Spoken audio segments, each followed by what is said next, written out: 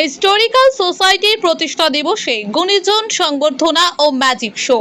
এই বিষয়ে জানা যায়, হিস্টোরিক্যাল সোসাইটি অফ উত্তর দিনাজপুরের পঞ্চম প্রতিষ্ঠা দিবস উপলক্ষে বৃহস্পতিবার দুপুরে রায়গঞ্জ বাণিজ্য ভবনে গুণীজন সংবর্ধনা ও ম্যাজিক শো এর আয়োজন করা হয়। অনুষ্ঠানে ইতিহাস বিষয়ের কৃতি ছাত্রছাত্রী এবং জেলার বিভিন্ন স্বেচ্ছাসেবী সংগঠনের কর্মকর্তাদের সংবর্ধনা জ্ঞাপন করা হয়। অনুষ্ঠানে উপস্থিত সকলের মনোরঞ্জনের জন্য বিশেষ ম্যাজিক শো এর ব্যবস্থা ছিল। এই প্রসঙ্গে হিস্টোরিক্যাল সোসাইটি অফ উত্তর দিনাজপুরের সম্পাদক তথা শিক্ষক সোমনাথ সিংহ কি জানালেন শুনবো। এই প্রসঙ্গে ম্যাজিশিয়ান গৌরব ভট্টাচার্য তিনি আরও কি জানালেন শুনবো।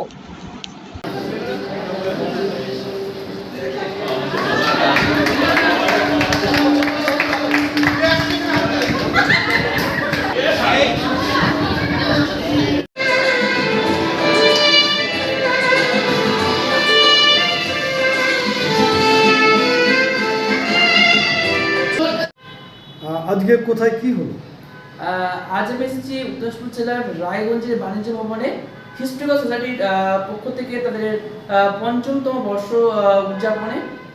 এবং প্রথমে যেটা জানিয়ে রাখি যে পঞ্চম বর্ষ এই হিস্টোরিক্যাল সোসাইটি অতিক্রম করলো, অর্থাৎ দীর্ঘ এই 5 বছরের যে জার্নি রয়েছে সেই জার্নিতে সকলে যারা সাথে তারা মানে হিস্টোরিক্যাল সোসাইটি যেভাবে সাহায্য করেছে, প্লাস হচ্ছে আমিও কিছু যেহেতু তাদের একজন সদস্য, তো সেই হিসাবে আমি উপলব্ধি করেছি যে ছাত্রদের পড়াশোনা দিকে মানে বর্তমান দিনে ইতিহাস বিষয়টা অনেকেই কিন্তু মানে চাইতো না, অনেকেই এই বিষয়টা নিয়ে একটা অন্যরকম টপিক ভাবছিল, কিন্তু বর্তমান দিনে এই হিস্টোরিক্যাল সোসাইটি সোমনাথ দা প্রত্যেক ছাত্রদের মাঝে কিন্তু ইতিহাস বিষয়টিকে নিয়ে একটা চর্চা করার একটা পরিকল্পনা নিয়েছে।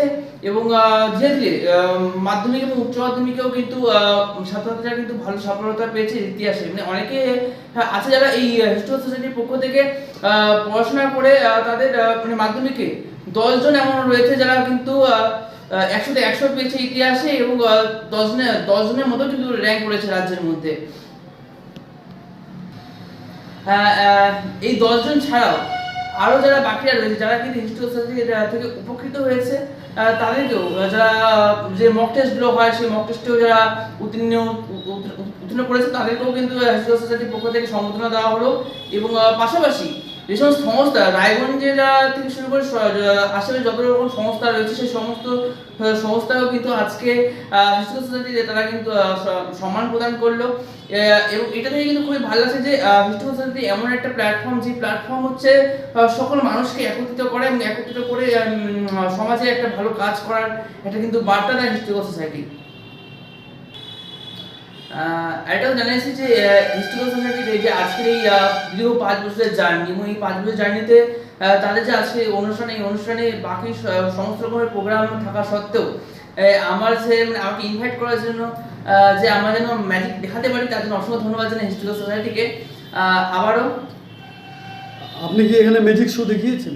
হ্যাঁ, বহুবার দেখিয়েছি, কিন্তু আজকে যা মানে একটা কথা সেটা হচ্ছে যে ম্যাজিক এমন একটা পার্ট, যে ম্যাজিকটা হচ্ছে সকলকে এন্টারটেইনমেন্ট করার জন্য এবং হচ্ছে আনন্দ দেওয়ার জন্য, যে শুধু পড়াশোনা করলে আমরা পড়াশোনার পাশাপাশি যদি আমরা এই শিল্পটাকে আমরা মানে বাঁচিয়ে রাখতে চাই।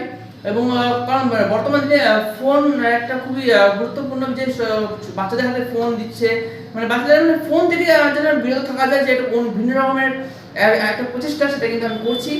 যেন অনেকের বাচ্চা যারা রয়েছে তাদেরকে আমি বলবো যে, এবং গার্জেনকে বলবো যে যেন এই বাচ্চাদের ফোন না দেখে যদি এরকম বিনোদনমূলক কিছু তাদের শেখানো যায়। এরকম আমি হচ্ছে ম্যাজিকও শেখাই, প্লাস টকিং গানও শেখাই। যদি এরকম যদি শিল্প যদি আমরা শেখাতে পারি তাহলে হচ্ছে ফোন থেকে অনেকটা কিন্তু বিরত থাকবে সে বাচ্চারা।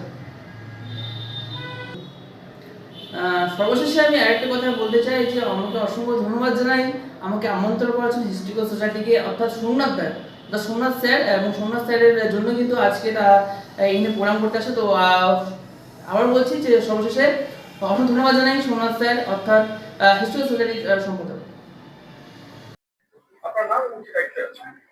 নমস্কার, আমার নাম সোমনাথ সিং, আমি হিস্টোরিক্যাল সোসাইটি উত্তর দিনাজপুর সংস্থার সম্পাদক পদে রয়েছি। আজকে আপনারা জানেন হিস্টোরিক্যাল সোসাইটি উদ্যোগ 2022 সালে তৈরি হয় একটি সংস্থা এবং শিক্ষামূলক সংস্থা। আমরা ইতিহাস নিয়ে জেলার বিভিন্ন প্রান্তে কাজ করে চলি বিচ্ছিন্নভাবে বছরের বিভিন্ন সময়। আজকে সেই আমাদের সেই সংস্থারই আজকে ৪র্থ বর্ষ পূর্ণ করে আমরা আজকে ৫ম বর্ষে পদার্পণ করলাম। অর্থাৎ আজকে আমাদের ৫৫তম জন্মদিন। এই জন্মদিন উপলক্ষে আমরা সংস্থার পক্ষ থেকে একটি শিক্ষামূলক কর্মসূচির আয়োজন করেছিলাম, যেখানে প্রধান অতিথি হিসেবে উপস্থিত ছিলেন রায়গঞ্জ রামকৃষ্ণ মিশনের সাধারণ সম্পাদক স্বামী পরশোত্তমানন্দজি মহারাজ।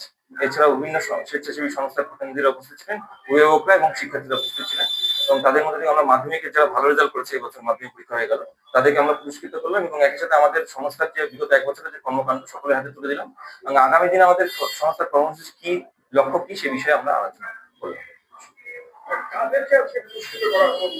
মূলত এই বছরের যে মাধ্যমিক রেজাল্ট বেরিয়েছে, সেখানে যারা ভালো রেজাল্ট করেছে বিভিন্ন ব্লকের থেকে, হ্যাঁ, সেখানে তাদেরকে আমরা পড়িয়েছি। এরকম না যে তাদের সাথে আমার যোগাযোগ নেই, তারা বিগত আমার 1 বছর ধরে তাদেরকে আমরা নিঃশুল্ক পাঠদান, পরীক্ষা নেওয়া, এই বিষয়গুলো করিয়েছি।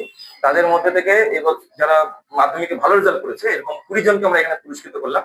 এছাড়াও আমরা বিভিন্ন সময় যে বিভিন্ন প্রতিযোগিতাগুলো নিঃশুল্ক আয়োজন করি, প্রবন্ধ প্রতিযোগিতা, তাদেরকেও আমরা 10 জনকে আমরা আজকে এখানে পুরস্কৃত করছি, টোটাল 30 জনকে পুরস্কৃত করছি।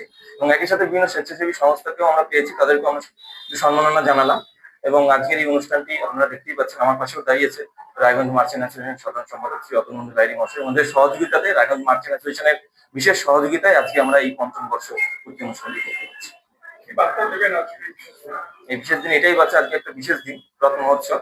এই বিশেষ দিনে আজকের আমাদের এই যে যাত্রাটি আগামী দিনে আরো জেলার বাইরেও প্রসারিত হোক এবং বিভিন্ন জায়গার যারা শিক্ষার্থী রয়েছে এবং যাদের মধ্যে ইতিহাসের প্রতি ভয়ভীতি রয়েছে, যারা ইতিহাসকে ভাবে শুধু সাল বা নামের মধ্যে সীমাবদ্ধ, তাদের মধ্যে ইতিহাস চেতনার জাগরণে আমরা যাতে কিছুটা হলেও কাজ আসতে পারি, এই আমরা প্রার্থনা করছি।